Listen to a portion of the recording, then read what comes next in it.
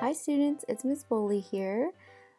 So we've drawn our sketch and now we're going to start building our bridge. So there's my sketch. I'm going to want to put that nearby while I'm building so I can have a look at it. And I've also grabbed the other materials. So I've got some cardboard, some yarn, some wooden skewers, and of course some scissors and some tape. So when you start building, again, you're going to want to think about how you're going to attach your materials. So whether that's an elastic band or tape or glue or hot glue. And then again, you're going to look at your sketch and start. So one thing I wanted to talk about is if I want to attach that wooden skewer, one way I could do it is I could tape it on the outside.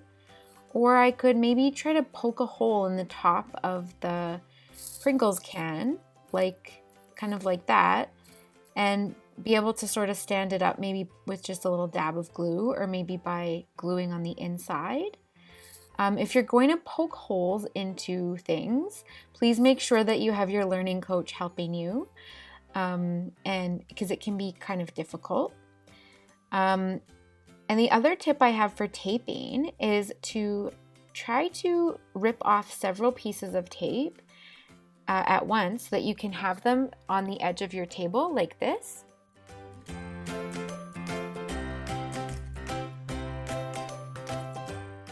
Make it easier for when you need a piece of tape. If you're holding something in place with your hands, you can't rip off a piece of tape. So it'll just make it a bit easier. All right, so I'm ready to attach my skewer onto the Pringles can. So I've just measured where I want it to be taped and I'm holding it into place with my thumb and I'm using my other hand to tape it. So sometimes it's really helpful to have an extra set of hands. So if your learning coach can help you out by just holding something for you while you tape it in place. And then you want to test it out. So to see if your idea is working, right? My idea was to tape this in place. I didn't know if it would be strong enough. So I'm wiggling it and I'm just testing as I go to make sure that it's going to work properly. And my other, I guess another tip is to make sure that you make sure that you're thinking about strength. So I could almost even add a second skewer there just to make sure it's steady, but I'm feeling like it's not needed. So I'm just going to move on with my original plan of having the second skewer taped on the other side of the cardboard. So I'm measuring the cardboard for how wide it is again. Again, I'm going to hold that stick in place with my thumb and I'm going to reach for a piece of tape and I'm going to stick it on there. There we go. And I'm going to make sure that it's secure by adding another piece of tape. All right. So that's that. Oh, I'm going to add some more tape. That's how I'm going to attach the wooden skewers to my other Pringles can. So I won't make you watch that. I will go do that right now. Okay, there we go. Both of those Pringles cans are ready to go. So I'm going to set them aside. And I'm going to start working on the decking or the bottom part where the cars would drive on the bridge. So my plan was to use cardboard, but I know that one single piece of cardboard won't be strong enough. It'll start looking like that suspension bridge with the ropes that we looked at in our earlier assignment. So I'm going to layer the pieces of cardboard and then I'm just going to wrap a piece of masking tape around them. And hopefully that will be strong enough. So just as I do that, just a couple notes. Your structure doesn't need to be a permanent structure that you keep together forever. If you don't have access to recycled materials, you could always use your everyday materials in your home. So for example, forks or markers or anything that you can think of, I guess. It doesn't need to be something that's permanently made. You can use other things besides just sort of recycled materials and the things that I'm using in the video. So just something to think about as you create your own bridge.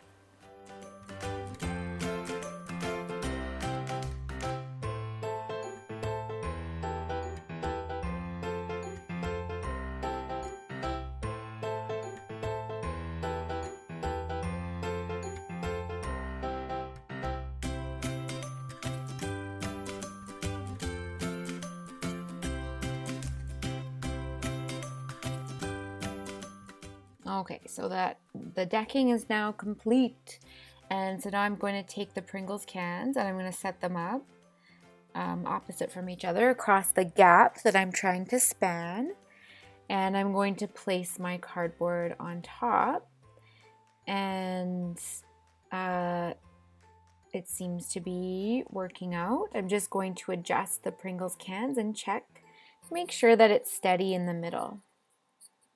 So it's looking good, so I'm going to attach that cardboard to the Pringles can. So I'm going to bend that piece of cardboard so that I have something to use to hold the tape around. So I'm going to tape around the back and then over the top.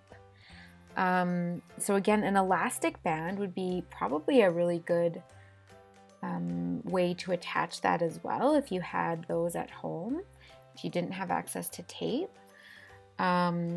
But I'm just going to, one of my tips, I guess, is that when you're attaching pieces, a super easy kind of way to make it really attach in a stable way is to just make a little fold in the cardboard like that, or make a little additional tab or an additional little piece that your tape or your glue can go onto.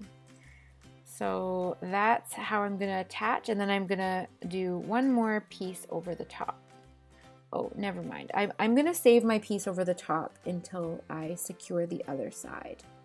So my bridge is wobbling around a little bit, but that's okay. I can reassess if I'm having any problems later. Okay, so I've done that same process to the other side, and I've looped my tape over the top of the Pringles can, and I have now come across my very first problem. So it's gone smoothly up until now, but my plan was to use paper clips to attach my suspension cables to, and my paper clip actually won't fit over top of the cardboard. The cardboard's too thick. So I have a couple choices. I can use a different material like this clothespin, or I could redo the decking of the bridge and make it a bit thinner. I'm thinking that my clothespin is a good option, but the only problem is it's going to block the imaginary cars that are going to drive over. So I have to figure out a solution. So my next tip is, when problems happen, do your best to problem solve. So you might not be able to do exactly the same thing that you did in your drawing, but if you kind of, I guess, stay open to different options, you might be able to come up with some solutions. So for me, my solution was to make this little crossbar type thing with a piece of cardboard and tape it in place, and my clothespins will just clip onto that thing. So that'll give the imaginary cars some more space to drive. So I'll fast forward as I get that into place.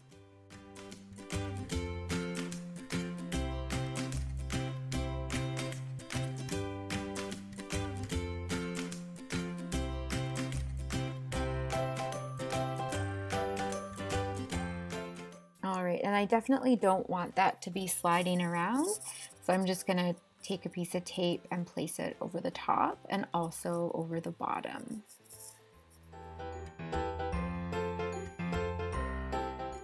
Okay, so now I'm going to clip my paper clips into place, and I am ready to attach my yarn to the wooden skewer posts. Actually, I'm gonna try to see if I can use that paper clip. Oh, it still doesn't work. So that is my suggestion, is to try out if something doesn't work, and you're definitely gonna come across problems. see if there's something else that will work. And if there isn't, then maybe see if you can readjust your plan a little bit to figure out if there's something, another solution that could work. Okay, so I've encountered my next problem. So with this string, I had planned, as you can see on my planning sketch, I had planned to tie it into place or to tape it. So I guess I could tape that little tail. I'm concerned that this will slide up and down because I know that the cables are going to be tight, and so I don't want them to move. So I have to adjust. So my plan is to use these skewers. I have some more skewers, and I'm going to tape one beside each of the ones that is already there, and put a piece of tape around them up at the top. And then I can just slide my piece of yarn in between the two skewers, and that tape will hold them into place. So give me a second while I go. There we go. I've got them all into place now. So I've taped a second skewer beside each one. And now I'm going to slide my yarn in between the two skewers, and I'm just going to tie it. I'm going to make sure it's really secure as best as I can. And then I'm going to bring that piece of yarn down, and I was thinking of maybe putting it underneath the clothespin, but when I did that, I found that the clothespin felt a little wiggly, like it was going to pop right off. So I thought, what if I open the clothespin and I put the yarn inside it? And that way it's not feeling wiggly. So again, just a little quick adjustment, and I solved that problem. And now you can't see it, so I'll move my bridge over. Now I've slid the piece of yarn in between the other skewer, and I'm going to tie that into place securely as well. I'm just testing it to make sure that it's strong, make sure that that's tight enough. So now I'll tie it.